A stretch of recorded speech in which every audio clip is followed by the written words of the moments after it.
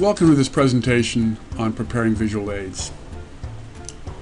Preparing visual aids well in advance has two advantages. First, it means you will have the time and resources to devise creative, attractive aids, and second, it means you can use them while practicing your presentation. Now, the first thing you should think about is to clarify your visual aids. It should be simple and clear, to the point. When using your PowerPoint, limit your slides to a manageable amount of information and beware of the tendency to go overboard. You'll see that this presentation really only has one slide. Next, adjust the size. A visual aid is useless if no one can see it. Keep in mind the size of the room in which you will be speaking and make sure your aid is big enough to be seen easily by everyone. As you prepare the aid, check its visibility by moving to a point as far away from it as your most distant listener will be sitting. Next is to limit the amount of text.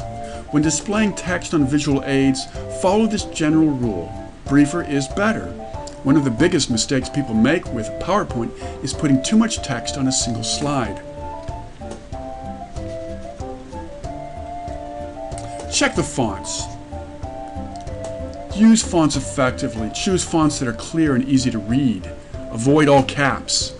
Don't use more than 2 fonts on a particular slide. And keep things large enough, so 36 to 44 for heading or 24 to 32 for your subheadings. And use common, easy to read fonts such as Cambria, which is I'm using here, or Arial. The next thing is to choose your color.